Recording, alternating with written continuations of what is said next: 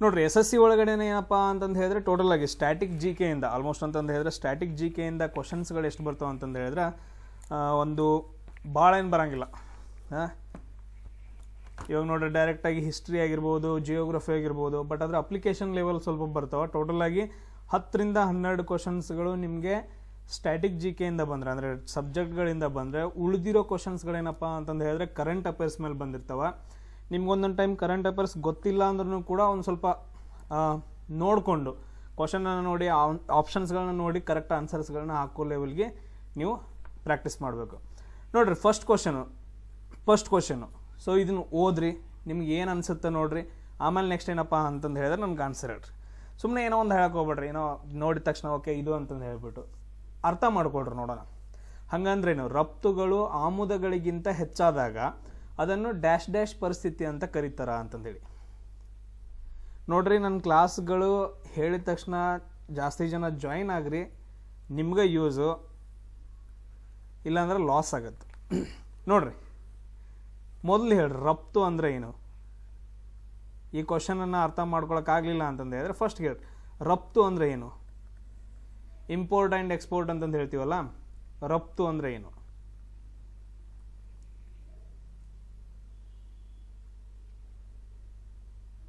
Okay, very good. ರಫ್ತು ಅಂತಂದು ಹೇಳಿದ್ರೆ ರಫ್ತು ಅಂತಂದು ಹೇಳಿದ್ರೆ ನಮ್ಮ ದೇಶದಿಂದ ಬೇರೆ ದೇಶಗಳಿಗೆ ಏನಂತಂದು ಹೇಳಿದ್ರೆ ಸರಕುಗಳನ್ನು ಯಾವುದಾಗಿರ್ಬೋದು, ಸರಕು ಅಂತಂದು ಹೇಳಿದ್ರೆ ಏನು ಬೇಕಾದಾಗಿರ್ಬೋದು, ಇವಾಗ ಹತ್ತಿ ಆಗಿರ್ಬೋದು, ಮೆಕ್ಕೆಜೋಳ ಆಗಿರ್ಬೋದು, ಕಬ್ಬಿಣ ಆಗಿರ್ಬೋದು, ಸ್ಟೀಲ್ ಆಗಿರ್ಬೋದು, ಯಾವುದೇ ಇರಲಿ ಏನಪ್ಪ ಅಂತಂದು ಹೇಳಿದ್ರೆ ಸೊ ಅವುಗಳನ್ನೇನಂತಂದು ಹೇಳಿದ್ರೆ ಹೊರ ದೇಶಕ್ಕೆ ಸಾಗಣೆ ಮಾಡೋದೇನಂತ ಹೇಳ್ತೀವಿ, ರಫ್ತು ಅಂತಂದು ಹೇಳ್ತೀವಿ. ಅದಾದ ನಂತರ ಆಮದು ಅಂತಂದು ಹೇಳಿದ್ರೆ ಬೇರೆ ದೇಶಗಳಿಂದ ತೊಗೊಳ್ಳೋದು. ಆಮದು ಅಂತಂದು ಹೇಳಿದ್ರೆ ಬೇರೆ ದೇಶಗಳಿಂದ ಏನಪ್ಪ ಅಂತಂದು ಹೇಳಿದ್ರೆ ತೊಗೊಳ್ಳುವಂಥದ್ದನ್ನು ನಾವೇನಂತ ಕರಿತೀವಿ ಅಂದರೆ ಆಮದು ಅಂತ ಕರಿತೀವಿ. ಇಲ್ಲಿ ಕ್ವಶನ್ ಏನು ಕೇಳ್ತಾರೆ, ರಫ್ತುಗಳು ಇದೇನಪ್ಪ ಅಂತಂದು ಹೇಳಿದ್ರೆ ಆಮದಿಗಿಂತ ಜಾಸ್ತಿ ಆದರೆ, ನಮ್ಮ ದೇಶದಿಂದ ರಫ್ತು ಮಾಡೋದು ಜಾಸ್ತಿ ಆಯಿತು ಅಂತಂದು ಹೇಳಿದ್ರೆ, ಬೇರೆ ದೇಶಗಳಿಂದ ಕೊಂಡ್ಕೊಳ್ಳೋದಕ್ಕಿಂತನೂ ನಮ್ಮ ದೇಶದಿಂದ ವಸ್ತುಗಳನ್ನು ಬೇರೆ ದೇಶಗಳಿಗೆ ಮಾರೋದು ಜಾಸ್ತಿ ಆದಾಗ ಆ ಪರಿಸ್ಥಿತಿಯನ್ನು ಏನಂತ ಕರೀತಾರ, ಇಲ್ಲಿ ನೋಡ್ರಿ ನಿಮ್ಗೆ ಅರ್ಥ ಆಗಿರಬೇಕು. ರಫ್ತು ಮತ್ತು ಆಮದು ಬಂತು ಅಂತಂದು ಹೇಳಿದ್ರೆ ಅದೊಂದು ವ್ಯಾಪಾರ, ಟ್ರೇಡ್ ಅಂತಂದು ಹೇಳ್ತೀವಿ. ಬೇರೆಯವ್ರಿಗೆ ಕೊಡೋದು ಆಮೇಲೆ ಅಲ್ಲಿಂದ ತೊಗೊಳೋದನ್ನ ನಾವೇನಂತ ಕರಿತೀವಿ ಅಂದ್ರೆ ವ್ಯಾಪಾರ ಅಂತ ಕರಿತೀವಿ. ಫಿಸ್ಕಲ್ ಡೆಫಿಸಿಟ್ ಅಂತಂದು ಬರಲ್ಲ, ಆಮೇಲೆ ರೆವೆನ್ಯೂ ಸರ್ಪ್ಲಸ್ ಅಂತಂದು ಬರಲ್ಲ. ಇಲ್ಲಿ ನೋಡ್ರಿ ರೆವೆನ್ಯೂ ಸರ್ಪ್ಲಸ್ ಅಂತಂದು ಬರಂಗಿಲ್ಲ, ಆ ಪರಿಸ್ಥಿತಿ ಅನ್ನಂಗಿಲ್ಲ. ಅದಕ್ಕೇನಂತಂದು ಹೇಳಿದ್ರೆ ಆದಾಯ ಹೆಚ್ಚುವರಿ ಅನ್ನೋದೊಂದು ಏನಪ್ಪ ಅಂತಂದು ಹೇಳಿದ್ರೆ ಒಂದು ಮೆಥಡ್ ಅದು. ಸೊ ಆದಾಯ ಹೆಚ್ಚುವರಿ ಆಗುತ್ತೆ ಅಂತಂದು ಹೇಳ್ತೀವಿ. ಬಟ್ ಆದರೆ ಫಿಸ್ಕಲ್ ಡೆಫಿಸಿಟ್ ಅಂತ ಬಂತು ಅಂತಂದು ಹೇಳಿದ್ರೆ RBI ರಿಲೇಟೆಡ್ ಈ ಥರ ಬರುತ್ತೆ. ಇವೆರಡು ಆಪ್ಷನ್ಸ್ಗಳು ಏನಂತಂದು ಹೇಳಿದ್ರೆ ಎಲಿಮಿನೇಟ್ ಆಗುತ್ತೆ. ಇರುವ 2 ಆಪ್ಷನು, ಒಂದು ವ್ಯಾಪಾರ ಕೊರತೆ, ಇನ್ನೊಂದು ವ್ಯಾಪಾರ ಹೆಚ್ಚುವರಿ ಅಂತಂದು ಹೇಳ್ತೀವಿ. ಒಂದೇನಪ್ಪ ಅಂತಂದು ಹೇಳಿದ್ರೆ ವ್ಯಾಪಾರ ಕೊರತೆ, ಇನ್ನೊಂದೇನಪ್ಪ ಅಂತಂದು ಹೇಳಿದ್ರೆ ವ್ಯಾಪಾರ ಹೆಚ್ಚುವರಿ. ಓಕೆ, ಎಲಿಮಿನೇಷನ್ ಮೆಥಡಲ್ಲಿ ನಾವು ಫಸ್ಟ್ ಏನು ಹೇಳಿದೆ ಅಂತಂದು ಹೇಳಿದ್ರೆ ರಾಂಗ್ ಆನ್ಸರ್ಸ್ಗಳನ್ನ ತೆಗೆದ್ವಿ ಅಂತಂದು ಹೇಳಿದ್ರೆ ಎಷ್ಟು ರಾಂಗ್ ಆನ್ಸರ್ಸನ್ನು ತೆಗಿತೀವಿ ಅಷ್ಟು ನಾವೇನಂತಂದು ಹೇಳಿದ್ರೆ ಕರೆಕ್ಟಾಗಿರೋ ಆನ್ಸರ್ಗೆ ಹತ್ತಿರ ಆಗ್ತೀವಿ. ಈಗ ನಮ್ಮಲ್ಲಿ ಏನಪ್ಪ ಅಂತಂದು ಹೇಳಿದ್ರೆ, ಈಗ ನೀವು ಯಾರನ್ನೇ ತೊಗೊಳ್ರಿ, ಜೀವನನ ಅಂತ ತೊಗೊಂಡಾಗ ಯಾರು ಒಳ್ಳೇದು ಮಾಡಿದ್ದು ಮಾತಾಡಲ್ಲ. ನೀವೇನು ತಪ್ಪು ಮಾಡಿರ್ತಾರಲ್ಲ ಅದು ಹೈಲೈಟ್ ಆಗ್ತಿರುತ್ತೆ. ನಾವು ಅದನ್ನ ಮಾಡೋಣ, ತಪ್ಪಿರೋದು ತೆಗೋಣ, ಆನ್ಸರ್ಸ್ಗೆ ಏನಂತಂದು ಹೇಳಿದ್ರೆ ಹತ್ತಿರ ಹೋಗ್ತೀವಿ. ಎಸ್, ಇಲ್ಲಿ ನೋಡ್ರಿ ವಿತ್ತೀಯ ಕೊರತೆ ಅಂತಂದು ಹೇಳಿ RBI ಬರುತ್ತೆ, ಆದಾಯ ಹೆಚ್ಚುವರಿ ಒಂದು ಮೆಥಡ್ ಅದು, ಆದಾಯ ಹೆಚ್ಚಾಗುತ್ತೆ ಬಿಡುತ್ತೆ ಅಂತಂದೇಳಿ.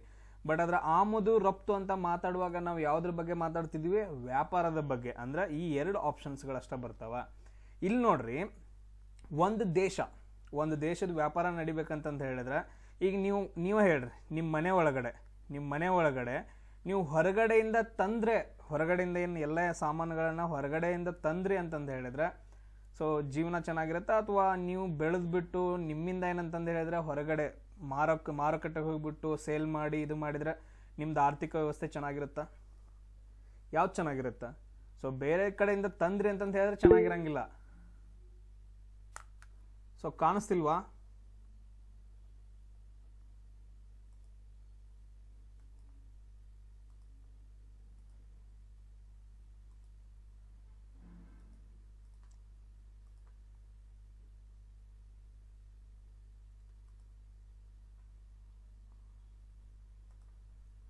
ಎಸ್, ನಾವೇ ರೆಡಿ ಮಾಡಿದ್ರೆ ಏನಂತಂದು ಹೇಳಿದ್ರೆ ನಾವೇ ರೆಡಿ ಮಾಡಿ ನಮ್ಮ ಮೊದಲೇನೆ ಏನಂತಂದು ಹೇಳಿದ್ರೆ ಎಲ್ಲ ಪ್ರೊಡಕ್ಷನ್ ಮಾಡಿ ಆಮೇಲೆ ನೆಕ್ಸ್ಟ್ ಏನಪ್ಪ ಅಂತಂದು ಹೇಳಿದ್ರೆ ನಾವು ಬೇರೆ ಕಡೆ ಮಾರಿದ್ವಿ ಅಂತಂದು ಹೇಳಿದ್ರೆ ಅವಾಗ ಏನಾಗತ್ತ, ವ್ಯಾಪಾರ ಚೆನ್ನಾಗಿರುತ್ತೆ, ಆರ್ಥಿಕ ವ್ಯವಸ್ಥೆ ಚೆನ್ನಾಗಿರುತ್ತೆ. ಇಲ್ಲಿ 2 ಟಾಪಿಕ್ಗಳು ಬರ್ತಾವ. ಆ 2 ಟಾಪಿಕ್ಗಳ ಬಗ್ಗೆ ನಾನು ಹೇಳ್ತೀನಿ. ಸೊ ತುಂಬ 2 ಟಾಪಿಕ್ಗಳು ತುಂಬ ಇಂಪಾರ್ಟೆಂಟ್ ಬರ್ತಾವ, ಅವ್ನು ಹೇಳ್ತೀನಿ. ಫಸ್ಟ್ ಒನ್ ಏನಪ್ಪ ಅಂತಂದು ಹೇಳಿದ್ರೆ ವ್ಯಾಪಾರ ಹೆಚ್ಚುವರಿ. ಇಲ್ಲೇನು ನಮ್ಗೆ ಐತಲ್ಲ, ಇವಾಗ ನಮ್ಗೆ ಆನ್ಸರ್ ಏನು ಕಾಣ್ತಾ ಇದೆ, ಇದನ್ನ ನಾವು ಏನಂತ ಕರಿತೀವಿ ಅಂದ್ರೆ ವ್ಯಾಪಾರ ಹೆಚ್ಚುವರಿ ಅಂತ ಕರಿತೀವಿ. ವ್ಯಾಪಾರ ಹೆಚ್ಚುವರಿ ಹಂಗಂದ್ರೆ ಏನ, ರಫ್ತುಗಳು ಜಾಸ್ತಿ ಆಗೋದು. ಅಂದ್ರೆ ನಮ್ಮಲ್ಲಿ ಏನಂತಂದು ಹೇಳಿದ್ರೆ ಸರಕುಗಳನ್ನ ಜಾಸ್ತಿ ಏನಂತಂದು ಹೇಳಿದ್ರೆ ಬೆಳೆದ್ಬಿಟ್ಟು ರಫ್ತು ಮಾಡೋದು, ಬೇರೆ ಕಡೆಗೆ ರಫ್ತು ಮಾಡಿ, ಅಂದ್ರೆ ಆಮದು ಕಡಿಮೆ ಆಗೋದು. ತುಂಬ ಇಂಪಾರ್ಟೆಂಟು. ರಫ್ತು ಜಾಸ್ತಿ ಆಗೋದು, ಆಮದು ಕಡಿಮೆ ಆಗೋದು, ಇಂತಹ ಒಂದು ಪರಿಸ್ಥಿತಿಯನ್ನು ನಾವೇನಂತ ಕರಿತೀವಿ ಅಂದ್ರೆ ವ್ಯಾಪಾರ ಹೆಚ್ಚುವರಿ. ಅಂದ್ರೆ ವ್ಯಾಪಾರ ಹೆಚ್ಚಾಗ್ತಿದೆ, ಅವಾಗ ಏನಂದ್ರೆ ನಮ್ದು ಆರ್ಥಿಕ ವ್ಯವಸ್ಥೆ ಹೆಚ್ಚಾಗತ್ತೆ. ಅದೇ ಇನ್ನೊಂದು ಬರ್ಕೊಡ್ರಿ, ಇವೆರಡು ಕ್ವಶನ್ಸ್ಗಳು ಭಾಳ ಕೇಳಿದ್ದಾರೆ ಇದ್ರ ಮೇಲೆ. ನೆಕ್ಸ್ಟ್ ಇನ್ನೊಂದು ಏನಪ್ಪಾ ಅಂತಂದು ಹೇಳಿದ್ರೆ ವ್ಯಾಪಾರ ಕೊರತೆ. ವ್ಯಾಪಾರ ಕೊರತೆ ಅಂತಂದು ಹೇಳಿದ್ರೆ ಇಲ್ಲೇನಾಗತ್ತೆ, ಬೇರೆ ದೇಶಗಳಿಂದ ತಗೊಳ್ಳೋದು ಜಾಸ್ತಿ ಆಗತ್ತ, ಆಮದು ಜಾಸ್ತಿ ಆಗತ್ತ, ರಫ್ತು ಕಡಿಮೆ ಆಗತ್ತ. ಅವಾಗ ಏನಾಗತ್ತೆ, ನಮ್ಮದ ಆರ್ಥಿಕ ವ್ಯವಸ್ಥೆ ಕಮ್ಮಿ ಆಗಿಬಿಡುತ್ತೆ, ದುಡ್ಡು ಇರಂಗಿಲ್ಲ. ಈಗ ಬೆಸ್ಟ್ ಎಕ್ಸಾಂಪಲ್ ಮನೆ. ನಾವು ಬರೀ ಏನಂತಂದು ಹೇಳಿದ್ರೆ ಬೇರೆ ಕಡೆಯಿಂದ ತೊಗೊಂಡು ಬಂದು ತಿನ್ನಾಕತ್ವಿ ಅಂತಂದು ಹೇಳಿದ್ರೆ ನಮ್ದೇನಂತಂದು ಹೇಳಿದ್ರೆ ಸಾಲ ಜಾಸ್ತಿ ಆಗಿಬಿಡುತ್ತೆ, ಆರ್ಥಿಕ ವ್ಯವಸ್ಥೆ ಕುಸಿದು ಬಿಡುತ್ತೆ. ಅದೇ ನಾವು ಬೆಳೆದ್ಬಿಟ್ಟು ಬೇರೆಯವ್ರಿಗೆ ಮಾರಕ್ಕೆ ಸ್ಟಾರ್ಟ್ ಆದ್ವಿ ಅಂತಂದು ಹೇಳಿದ್ರೆ ನಮ್ದು ಆರ್ಥಿಕ ವ್ಯವಸ್ಥೆ ಜಾಸ್ತಿ ಆಗತ್ತೆ. ಸಿಂಪಲ್. ಆಮದು ರಫ್ತು ಇದನ್ನ ಏನಂತಂದು ಹೇಳಿದ್ರೆ ಕಾನ್ಸೆಪ್ಟ್ನ ನೀವು ನೆನ್ಪಿಟ್ಕೋಬೇಕು. ಇಲ್ಲಿ ಆಪ್ಷನ್ ಏನಪ್ಪಾ ಅಂತಂದು ಹೇಳಿದ್ರೆ ಫಸ್ಟ್ ಒನ್ ಹೆಚ್ಚುವರಿ. ರಫ್ತು ಅಂತಂದು ಹೇಳಿದ್ರೆ ನಮ್ದು ಏನಾಗತ್ತೆ, ವ್ಯಾಪಾರ ಹೆಚ್ಚಾಗತ್ತೆ. ನೀವು ಅಲ್ಲಿಂದ ತೊಗೊಂಬಂದ್ರಿ ಅಂತಂದು ಹೇಳಿದ್ರೆ ಅವ್ರದ್ದು ವ್ಯಾಪಾರ ಹೆಚ್ಚಾಗತ್ತೆ. ಈಗ ನೋಡ್ರಿ, ನೀವು ಹೊಲದಲ್ಲಿ ಏನಂತಂದು ಹೇಳಿದ್ರೆ ಎಲ್ಲ ಬೆಳೆಗಳನ್ನು ಬೆಳೆದ್ಬಿಟ್ಟು ನೀವು ಬೇರೆ ಕಡೆ ರಫ್ತು ಮಾಡ್ರಿ ಅಂತಂದು ಹೇಳಿದ್ರೆ ನಿಮ್ಮದು ವ್ಯಾಪಾರ ವಹಿವಾಟು ಜಾಸ್ತಿ ಆಗುತ್ತೆ. ಅಂದರೆ ವ್ಯಾಪಾರ ಹೆಚ್ಚುವರಿ. ಬೇರೆ ಕಡೆಯಿಂದ ತೊಗೊಂಬಂದ್ರಿ ಅಂತಂದು ಹೇಳಿದ್ರೆ ಅವ್ರದ್ದು ಜಾಸ್ತಿ ಆಗುತ್ತೆ. ಸೊ ಈ ರೀತಿಯಾಗಿ ಏನಂತಂದು ಹೇಳಿದ್ರೆ ಥಿಂಕ್ ಮಾಡಬೇಕು. First one. Same second one ನೋಡ್ರಿ, ಆನ್ಸರ್ ಹೇಳ್ರಿ. ಸೊ ಯಾವ 2 ಆರ್ಟಿಕಲ್ಸ್ ಏನಪ್ಪ ಅಂತಂದು ಹೇಳಿದ್ರೆ ಅಧ್ಯಕ್ಷರ ಬಗ್ಗೆ, ಅಧ್ಯಕ್ಷರ ಅರ್ಹತೆ, ಕಾರ್ಯಗಳು, ಅವರ ಅಧಿಕಾರಾವಧಿ, ಚುನಾವಣೆ, ಮರು ಚುನಾವಣೆ ಮತ್ತು ಇತರದ ದೋಷಾಪರೋಪಣೆಯನ್ನು ತಿಳಿಸುತ್ತಾ ಅಂತಂದೇಳಿ ಯಾವ ಆರ್ಟಿಕಲ್ ಹೇಳುತ್ತಾ?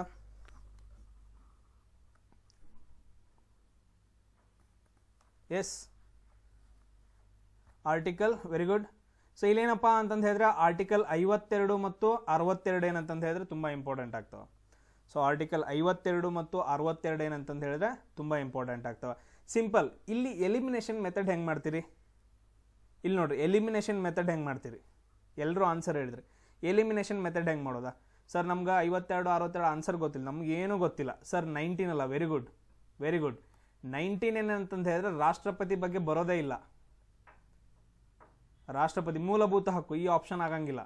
ನೆಕ್ಸ್ಟ್ 3ನೇ ಆಪ್ಷನ್ದೊಳಗಡೆ 50ನೇ ಆರ್ಟಿಕಲ್ ಏನು ಹೇಳುತ್ತಾ? 50ನೇ ಆರ್ಟಿಕಲ್ ರಾಷ್ಟ್ರಪತಿ ಬಗ್ಗೆ ಹೇಳುತ್ತೇನೆ? 50ನೇ ಆರ್ಟಿಕಲ್ ರಾಷ್ಟ್ರಪತಿ ಬಗ್ಗೆ ಹೇಳಂಗಿಲ್ಲ. ರಾಷ್ಟ್ರಪತಿ ಸ್ಟಾರ್ಟ್ ಆಗೋದು ಎಲ್ಲಿಂದ? 52ರಿಂದ. ಇದು ಕೂಡ ಆಗಂಗಿಲ್ಲ, ಆಮೇಲೆ ಇದು ಕೂಡ ಆಗಂಗಿಲ್ಲ. ಪರ್ಫೆಕ್ಟ್ ಆನ್ಸರ್ ಏನಪ್ಪ ಅಂತಂದು ಹೇಳಿದ್ರೆ ಒಂದೇ ಉಳಿಯುತ್ತೆ. 52 ಮತ್ತು 62 ಏನು ಹೇಳ್ತಾವ ಅಂತಂದು ಹೇಳಿದ್ರೆ ರಾಷ್ಟ್ರಪತಿ ಬಗ್ಗೆ ಹೇಳ್ತಾವ. ಕ್ಲಿಯರ್ ಆಯ್ತಾ ಎಲ್ರಿಗೂ? ಸೊ ಎಲಿಮಿನೇಷನ್ ಮೆಥಡ್ ಮಾಡಿಬಿಟ್ಟು ಟ್ರೈ ಮಾಡ್ರಿ. ನೆಕ್ಸ್ಟ್ ಕ್ವಶನ್ ನೋಡ್ರಿ. ಆಗಲೇ ಫಸ್ಟ್ ಕ್ವಶನ್ ಕೇಳಿತ್ರಲ್ಲ, ಅದ್ರದ್ದು ಕ್ವಶನ್ ಕಂಟಿನ್ಯೂಷನ್ ಇದು. ಸೊ ವ್ಯಾಪಾರ ಕೊರತೆ, ಅದಾದ ನಂತರ ನೆಕ್ಸ್ಟ್ ಇನ್ನೊಂದೇನು ಹೇಳಿದ್ವಲ್ಲ, ವ್ಯಾಪಾರ ಹೆಚ್ಚುವರಿ, ಅದ್ರದ್ದು ಕಂಟಿನ್ಯೂಷನ್ ಪಾರ್ಟ್ ಇದು. ಡ್ಯಾಶ್ ಡ್ಯಾಶ್ ವ್ಯಾಪಾರದ ಸಮತೋಲನವು ರಫ್ತು ಮಾಡಿದ ದೇಶೀಯ ಸರಕುಗಳ ಮೌಲ್ಯವು ಆಮದು ಮಾಡಿದ ದೇಶೀಯ ಸರಕುಗಳ ಮೌಲ್ಯವನ್ನು ಮೀರುತ್ತದೆ ಅಂತಂದೇಳಿ ಹೆಚ್ಚುವರಿ ಅಂತಂದು ಹೇಳಿದ್ವಲ್ಲ, ಅದು ಸೇಮ್. ಸೊ ಇಲ್ಲೇನಪ್ಪ ಅಂತಂದು ಹೇಳಿದ್ರೆ ವ್ಯಾಪಾರ ವ್ಯವಸ್ಥೆಯಲ್ಲಿ, ವ್ಯಾಪಾರ ಸಮತೋಲನ ವ್ಯವಸ್ಥೆಯಲ್ಲಿ ಏನಂತಂದು ಹೇಳಿದ್ರೆ 2 ಟೈಪ್ ಬರ್ತಾವ. ಅನುಕೂಲಕರ ವ್ಯಾಪಾರ ಸಮತೋಲನ, ಅದಾದ ನಂತರ ನೆಕ್ಸ್ಟ್ ಇನ್ನೊಂದು ಯಾವುದಪ್ಪ ಅಂತಂದು ಹೇಳಿದ್ರೆ ಪ್ರತಿಕೂಲ ವ್ಯಾಪಾರ ಸಮತೋಲನ ಅಂತಂದು ಹೇಳ್ಬಿಟ್ಟು 2. ಸೊ ಇದಕ್ಕೆ ಬೆಸ್ಟ್ ಎಕ್ಸಾಂಪಲ್ ಯಾವುದಂತಂದು ಹೇಳಿದ್ರೆ ವ್ಯಾಪಾರದ ಹೆಚ್ಚುವರಿ. ನಾವು ಆಗಲೇ ಹೇಳಿದ್ವಲ್ಲ, ವ್ಯಾಪಾರದ ಹೆಚ್ಚುವರಿ. ವ್ಯಾಪಾರದ ಹೆಚ್ಚುವರಿ ಇದ್ರಿಗೆ ಎಲ್ಲಿ ಏನಪ್ಪ ಅಂತಂದು ಹೇಳಿದ್ರೆ ವ್ಯಾಪಾರದ ಕೊರತೆ, ವ್ಯಾಪಾರದ ಕೊರತೆ ಅಂತಂದು ಹೇಳ್ತೀವಿ. ಸೊ ಇಲ್ಲಿ ನೋಡ್ರಿ, ವ್ಯಾಪಾರದ ಹೆಚ್ಚುವರಿ ಅಂತಂದು ಹೇಳಿದ್ರೆ ಏನು ಹೇಳಿದ್ವಿ ಸರ್? ಆಮದು ಏನಂತಂದು ಹೇಳಿದ್ರೆ ಕಡಿಮೆ ಮಾಡ್ಕೊಳ್ಳೋದ್ರಿ, ರಫ್ತು ನಮ್ಮ ದೇಶದಿಂದ ಅಥವಾ ನಮ್ಮ ಮನೆಯಿಂದ ಜಾಸ್ತಿ ಏನಂತಂದು ಹೇಳಿದ್ರೆ ಕೊಡೋದ್ರಿ, ಅದನ್ನು ನಾವೇನಂತ ಕರಿತೀವಿ ಅಂದ್ರೆ ವ್ಯಾಪಾರದ ಹೆಚ್ಚುವರಿ ಅಂತ ಕರಿತೀವಿ. ಸೊ ಇಂತಹ ಸಮತೋಲನವನ್ನು ಅಥವಾ ವ್ಯಾಪಾರದ ಸಮತೋಲನ, ಆಮದು ರಫ್ತುಗಳದ್ದು ಏನಂತಂದು ಹೇಳಿದ್ರೆ ಆಮದು ಕಡಿಮೆ ಮಾಡಿ ರಫ್ತು ಜಾಸ್ತಿ ಮಾಡೋ ಇಂಥ ಒಂದು ಸಮತೋಲನವನ್ನು ಏನಂತ ಕರಿತೀವಿ ಅಂದ್ರೆ ಅನುಕೂಲಕರ ವ್ಯಾಪಾರದ ಸಮತೋಲನ ಅಂತ ಕರಿತೀವಿ. ಆಪ್ಷನ್ 4 ಏನಪ್ಪಾ ಅಂತಂದು ಹೇಳಿದ್ರೆ ಇಲ್ಲಿ ಕರೆಕ್ಟ್ ಆಗತ್ತೆ.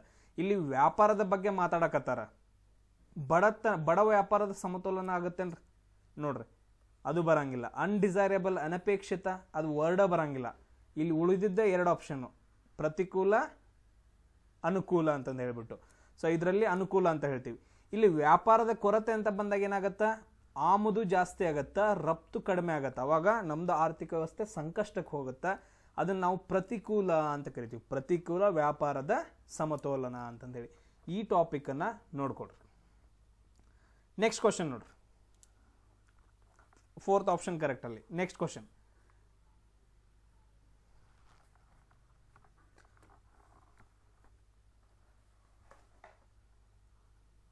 Very good. ಲೋಕಸಭೆ ಸದಸ್ಯರಾಗಲು ಕನಿಷ್ಠ ವಯಸ್ಸೆಷ್ಟ? ಇಲ್ಲಿ ನೋಡ್ರಿ, ನಾವು ಓದಿರ್ತೇವೆ, ನೀವೇನಂತಂದು ಹೇಳಿದ್ರೆ 8ನೇ ತರಗತಿಯಿಂದ 10ನೇ ತರಗತಿ ಬುಕ್ಸ್ ಏನು ಓದಿರ್ತೀರಲ್ಲ ಅದರಲ್ಲಿ ಇರಬೇಕು. ಯಾವನೋ ಒಬ್ಬ 23 ಅಂತ ಹಾಕ್ದ. ಇಲ್ಲಿ ನೋಡ್ರಿ, 23 ವಯಸ್ಸು ಅಂತಂದು ಹೇಳ್ಬಿಟ್ಟು ಎಲ್ಲಾದ್ರೂ ಕೇಳಿದಿರ? ಲೋಕಸಭೆ, ರಾಜ್ಯಸಭೆ, ಪಂಚಾಯತಿ ಒಳಗಡೆ ಓದುವಾಗ 23 ವಯಸ್ಸು ಅಂತ ಎಲ್ಲಾದ್ರೂ ಕೇಳಿದಿರಿ? ಬುಕ್ಸ್ ಒಳಗಡೆ 23 ವಯಸ್ಸು ಅಂತಂದು ಎಲ್ಲಾದ್ರೂ ಕೇಳಿದಿರಿ? ನಾನಂತೂ ಎಲ್ಲಿ ಕೇಳಿಲ್ಲ. ಇವನ್ 22 ವಯಸ್ಸು ನಾನು ಕೇಳಿಲ್ಲ. ಈ 2 ವಯಸ್ಸುಗಳನ್ನ ನಾವು ಕೇಳಿದೀವಿ, 18 ವರ್ಷ ಆಮೇಲೆ 25 ವರ್ಷ ಅಂತಂದು ಕೇಳಿದೀವಿ. ಈ 18 ವರ್ಷ ಅನ್ನೋದೇನು ಸರ್? ವೋಟಿಂಗ್ ಹಾಕೋದ್ರಿ. 18 ವರ್ಷನೂ ವೋಟಿಂಗ್ ಹಾಕೋದು, ಉಳಿದಿರೋದು ಒಂದು 25 ವರ್ಷ. ಇವನ್ ಡೈರೆಕ್ಟಾಗಿ ಕನ್ಫ್ಯೂಸ್ ಆಗತ್ತಂತಂದ್ರೆ ಹೇಳ್ಬೋದು. ಎಸ್, ಮತದಾನದ ಹಕ್ಕು ಯಾವಾಗಿಂದ ಸ್ಟಾರ್ಟ್ ಆಗುತ್ತಾ? 18 ವರ್ಷದಿಂದ ಸ್ಟಾರ್ಟ್ ಆಗುತ್ತಾ. ನಮ್ದು ಇಲ್ಲಿ ಲೋಕಸಭೆ ಸದಸ್ಯರಾಗಲು ಎಷ್ಟು ವಯಸ್ಸು ಬೇಕು? 25 ವರ್ಷ ಬೇಕು. ರಾಜ್ಯಸಭೆ ಸದಸ್ಯರಾಗಲು ಎಷ್ಟು ವಯಸ್ಸು ಬೇಕು? 30 ವರ್ಷ ಬೇಕು. ರಾಷ್ಟ್ರಪತಿ, ಗವರ್ನರು, ಉಪರಾಷ್ಟ್ರಪತಿ ಇವರೆಲ್ಲ ಆಗಕ್ಕೆ ಎಷ್ಟು ವಯಸ್ಸು ಬೇಕು? 35 ವರ್ಷ ಬೇಕು ಕನಿಷ್ಠ. ಎಸ್, ಪಂಚಾಯಿತಿ ಸದಸ್ಯರಾಗಬೇಕಂತಂದು ಹೇಳಿದ್ರೆ 21 ವರ್ಷ ಬೇಕು. ಪಂಚಾಯಿತಿ ಸದಸ್ಯರು ಅಂತಂದು ಹೇಳಿದ್ರೆ 21 ವರ್ಷ ಬೇಕು. ಸೊ ಈ ಪಾಯಿಂಟ್ಸ್ಗಳನ್ನು ನೋಡ್ಕೊಂಡಿಟ್ಕೊಡ್ರಿ. ಲೋಕಸಭೆ, ರಾಜ್ಯಸಭೆ, ರಾಷ್ಟ್ರಪತಿ, ಗವರ್ನರು, ಈ ಟಾಪಿಕ್ಸ್ಗಳನ್ನ ನಾನು ಆಲ್ರೆಡಿ ಮಾಡಿ ಹಾಕಿದ್ದೀನಿ ನೋಡ್ರಿ ವಿಡಿಯೋಸ್ಗಳನ್ನ. ಆಮೇಲೆ ಅದನ್ನು ಕೂಡ ಹಾಕ್ತೀನಿ, ಎಲ್ಲ ವಿಡಿಯೋಸ್ಗಳನ್ನು ಒಂದು ಕಡೆ ಲಿಂಕನ್ನು ಕೂಡ ನಾನು ಇವತ್ತು ನೈಟ್ ಹಾಕಿರ್ತೀನಿ. ಎಲ್ಲ ಇದು ನೋಡ್ರಿ GK ಪಾಯಿಂಟ್ಸ್ಗಳನ್ನ. ಎಸ್, ನೆಕ್ಸ್ಟ್ ಕ್ವಶನ್ ನೋಡ್ರಿ, ಎಷ್ಟು ಕರೆಕ್ಟ್ ಆಗ್ತಿದಾವೆ ನೋಡ್ರಿ. ನೀವು ಹೇಳೋದ್ರಲ್ಲಿ ಎಷ್ಟು ಕರೆಕ್ಟ್ ಆಗ್ತೀವಿ, ಎಷ್ಟು ರಾಂಗ್ ಆಗ್ತಿದಾವೆ. ಈಗ ಎಷ್ಟು ಕ್ವಶನ್ ಬಿಡಿಸಿದ್ವಿ? 4 ಕ್ವಶನ್ ಬಿಡಿಸಿದ್ವಿ. ನೆಕ್ಸ್ಟ್ ನೋಡ್ರಿ, Khelo India youth games. Khelo India youth ಗೇಮ್ಸನ್ನು ಹಿಂದೆ ಏನಂತ ಕರಿತಾ ಇದ್ರು?